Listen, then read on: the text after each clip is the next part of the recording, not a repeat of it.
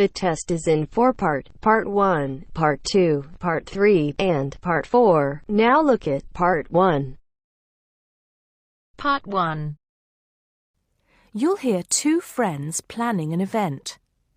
First, you have some time to look at questions 1 to 6.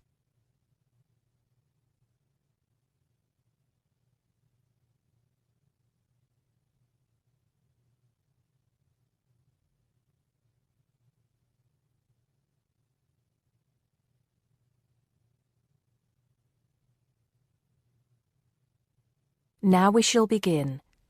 You should answer the questions as you listen because you will not hear the recording a second time. Listen carefully and answer questions 1 to 6. Hello, Joan. I'm glad you could come. Hello, Peter. What's up? Is something the matter? No, everything's fine. It sounded urgent on the phone. Did it? It's just that I've had this idea and I wanted to see how soon we could get it off the ground. Well, don't keep me in suspense. You know they're planning to close down the local clinic. It was in the newspaper yesterday, but most people have actually known for some time. Well, I thought we should do something about it. What did you have in mind? I thought we could organise a charity event and donate the money to the clinic. I know it doesn't sound like much, but it will show the local council how we feel and that we mean business. That'll take quite a lot of organising. Why don't we just hold a protest outside the town hall? A protest would take just as much organisation as an event like this. Besides, I think fewer people would turn up. A village fair or something like that would attract more people and get money for the clinic. People are more generous when they're enjoying themselves. OK then, it sounds good to me. How do we start? First, we put our heads together and come up with a list of people who'll be willing to help and people who can provide us with some of the things we need. For example, we might need a caterer to provide refreshments, a rock band for entertainment, tents and so on. Then, we do a lot of telephoning around and try to get everybody together at the same time in the same place. Sounds like a lot of work to me. Well, that's only the beginning. First things first, though. Let's decide now on who to get to the initial meeting and where and when to hold it. Fine. Well, the village hall would be the best place to have the meeting. It's not as big as the youth club, but it's warmer. There'll be no problem getting permission to use it, but I suppose it depends on how many people we invite. We don't want too many, otherwise the meeting will go on too long and nothing will get decided. But the village hall is a good idea. It's more official than having it in someone's living room. How many? 6 or 8 people to start with? 10 at the most? OK, now we have to decide on a suitable day and time. Suitable to everybody, I mean. A Saturday or Sunday would seem to be the best choice because people aren't at work on those days. But they may not like the idea of giving up a part of their weekend for a meeting. Unless we persuade them it's for a good cause, or that it's to their advantage, and that it'll all be a lot of fun. We'll provide refreshments, of course. What if some don't want to give up their weekend? Then we'll give them an alternative. Say, one evening in the week after everybody's finished work. We'll see which is the most acceptable to them. Then book the hall. I can do the refreshments for the meeting. I'll get Darren and Maggie to help me. I'm sure they'll be more than willing. Before you hear the rest of the conversation, you have some time to look at questions 7 to 10.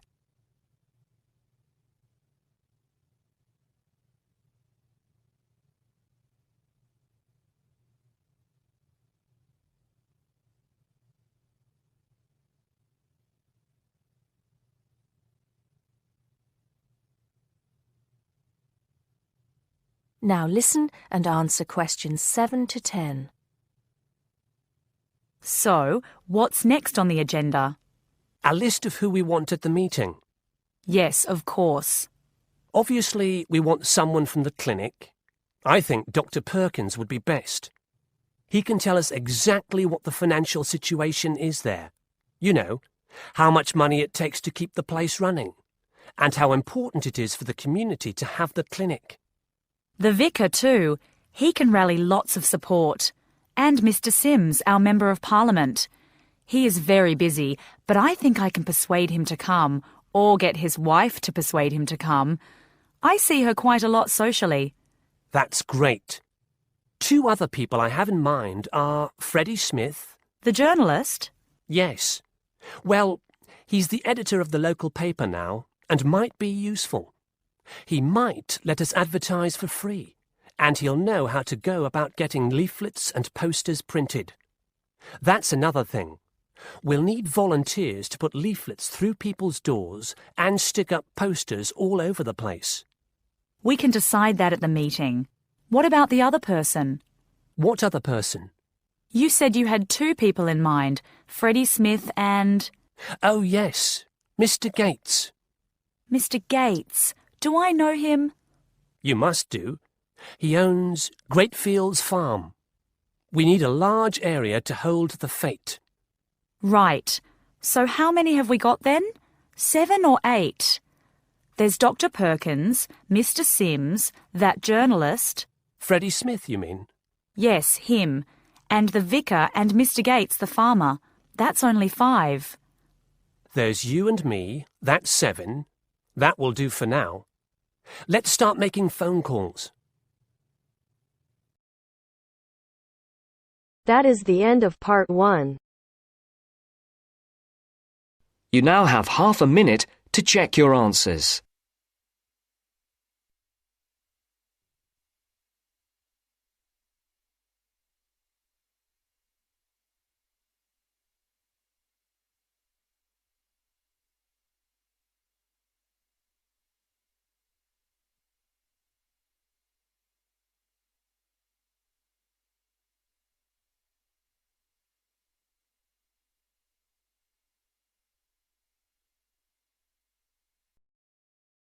Now turns to part 2.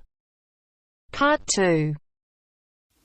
You will hear a recorded message giving information about an area where tourists can visit to taste local food.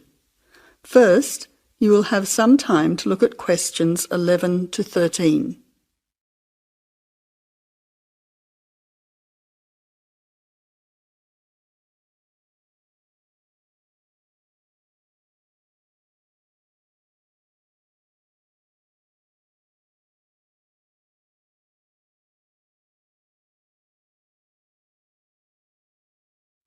Now listen carefully to the first part of the message and answer questions 11 to 13. Welcome to the tourist information line for the Valley Food Trail. Here you will find many local food products for you to sample and buy. It is possible for you to spend as much or as little time as you want, but I suggest that you allow a full day for touring this area. Of course, there are many half-day tours available for those of you short on time. Now, it's quite a large area and stretches from Brookville to Ford Hill. For those of you unfamiliar with the area, that means that it is 10 kilometres to 35 kilometres from the city centre, or by car 15 minutes to the closest point, continuing to 55 minutes at its furthest point from the CBD. Of course, apart from food, there are many other places of interest in this area, including cafes and restaurants and galleries and studios. But I wouldn't recommend you go here to see parks and gardens. The other information lines will give you specific information related to these particular attractions. Before the final part of the message, you now have 20 seconds to look at questions 14 to 20.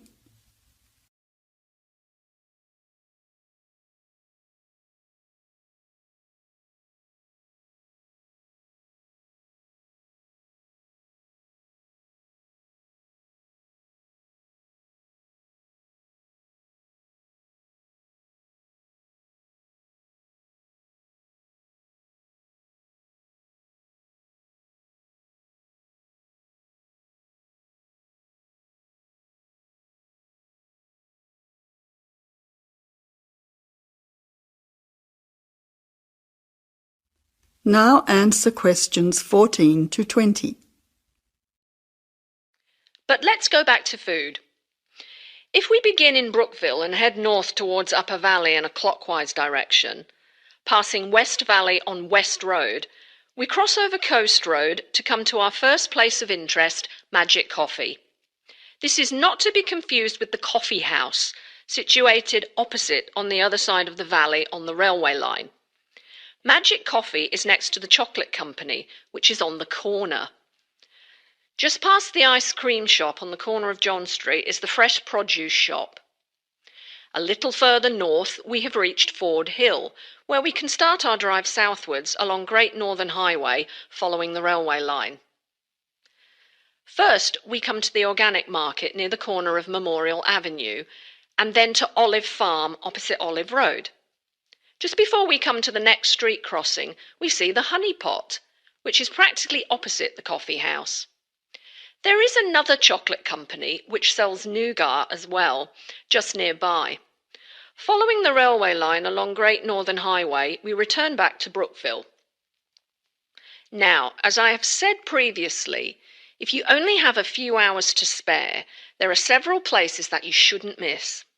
The two chocolate places make equally nice chocolate, but the factory has the added bonus of nougat, unlike the company. Of course, everyone loves ice cream, especially unusual flavours such as coffee and nougat, so the ice creamery is definitely worth a visit. And while the coffee house sells expertly made hot drinks, including hot chocolate, I think your time would be better spent sampling the many products on offer at the organic market. Well, I hope you enjoy your time visiting the Valley Food Trail and enjoy all the wonderful local foods on offer.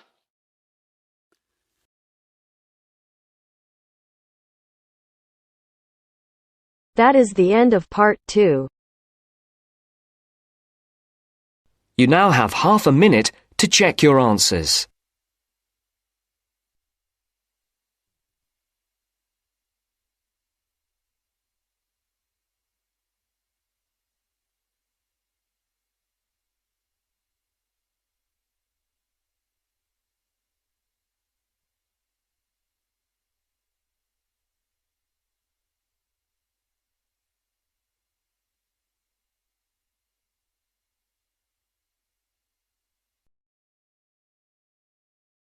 Now turns to part 3. Part 3. You'll hear two university students discussing a social science lecture they attended. First, you have some time to look at questions 21 to 24.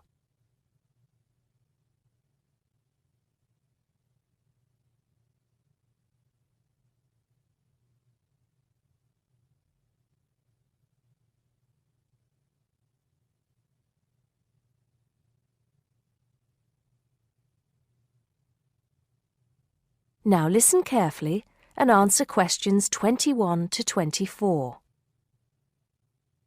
Did you go to the first social science lecture yesterday? Yeah. Didn't you see me there? No. I was trying so hard to understand the lecturer. What didn't you understand? A lot of it, really. For example, he said we needed to study history as part of the course, but I didn't get why. You probably missed it. He said early on that we need to learn from our past mistakes. Right. But he also said we need to put ourselves in the place of our ancestors. Why is that? I think the point is that it's not enough to know how they lived and what they did. We need to know what they thought. I see. And I've written transferable skills in my notes next, but I have no idea what that means. If you study social science, you learn skills that you can use in a job. Oh, right. Is that all? Okay, but why is that? The point he made was that in studying social science, you use a flexible and adaptable approach to learning. Before you hear the rest of the conversation, you have some time to look at questions 25 to 30.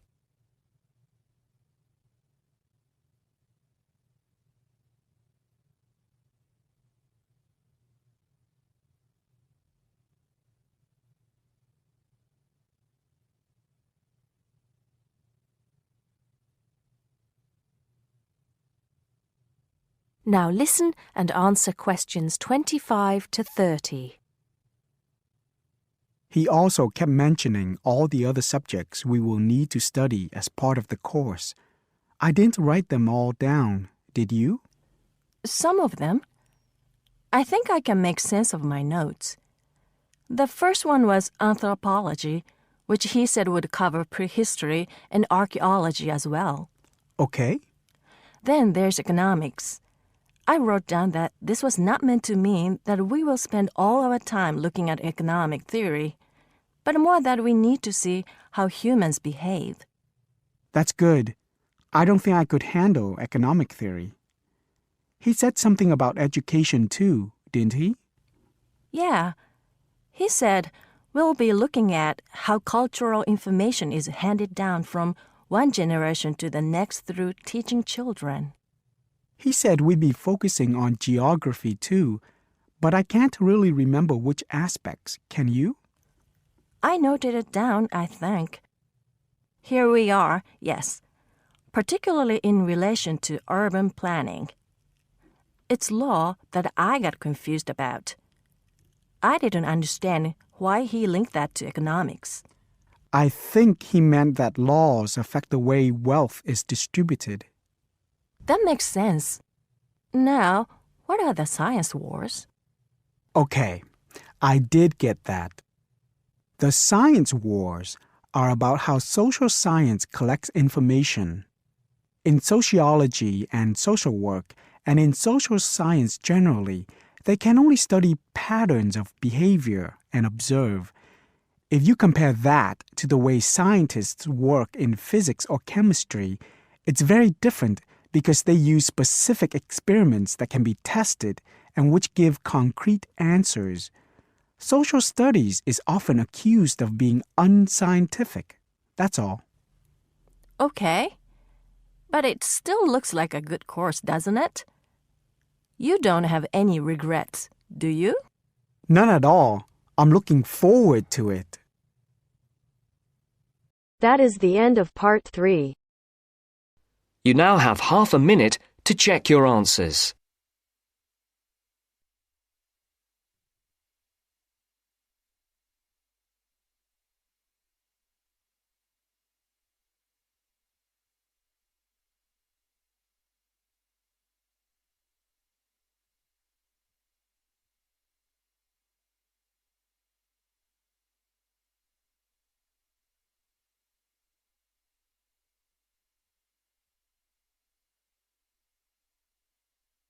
Now turns to part 4. Part 4. You will hear a lecturer talking about the solar eclipse in history. First, you have some time to look at questions 31 to 36.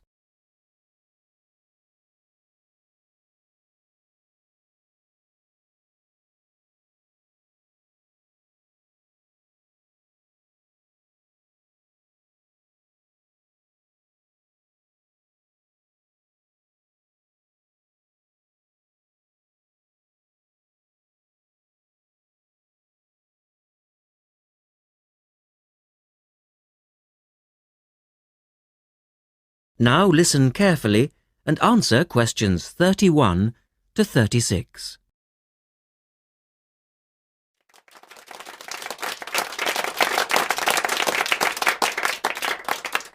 Good evening and welcome to this month's Observatory Club lecture.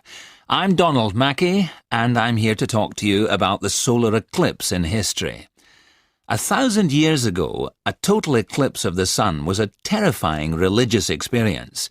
But these days, an eclipse is more likely to be viewed as a tourist attraction than as a scientific or spiritual event.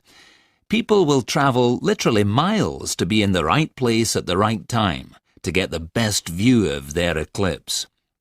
Well, what exactly causes a solar eclipse when the world goes dark for a few minutes in the middle of the day?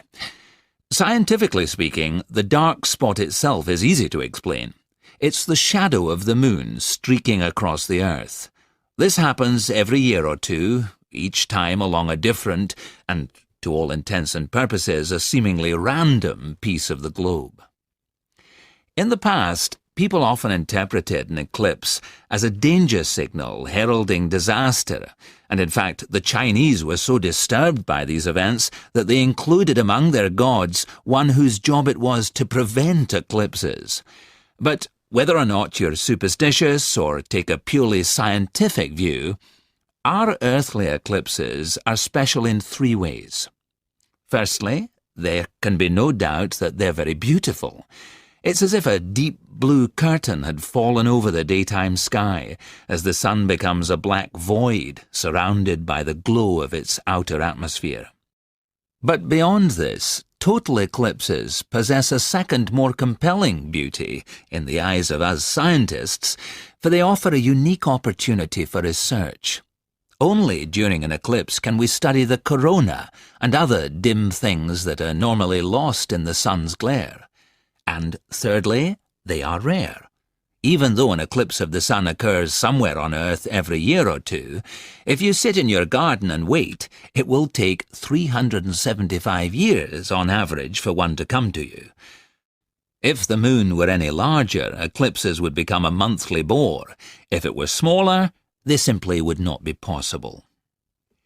The ancient Babylonian priests, who spent a fair bit of time staring at the sky, had already noted that there was an 18-year pattern in their occurrence, but they didn't have the mathematics to predict an eclipse accurately. In the second part, the speaker talks about a number of scientists. Look at questions 37 to 40.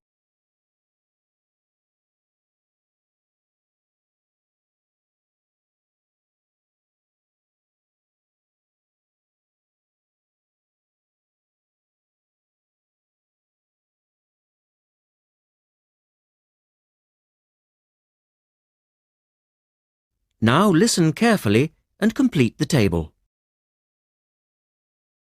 It was Edmund Halley, the English astronomer, who knew his maths well enough to predict the return of the comet, which incidentally bears his name, and in 1715 he became the first person to make an accurate eclipse prediction. This brought eclipses firmly into the scientific domain, and they've since allowed a number of important scientific discoveries to be made. For instance, in the eclipse of 1868, two scientists, Janssen and Lockyer, were observing the sun's atmosphere, and it was these observations that ultimately led to the discovery of a new element. They named the element helium, after the Greek god of the sun. This was a major find, because helium turned out to be the most common element in the universe after hydrogen. Another great triumph involved Mercury. I'll just put that up on the board for you now.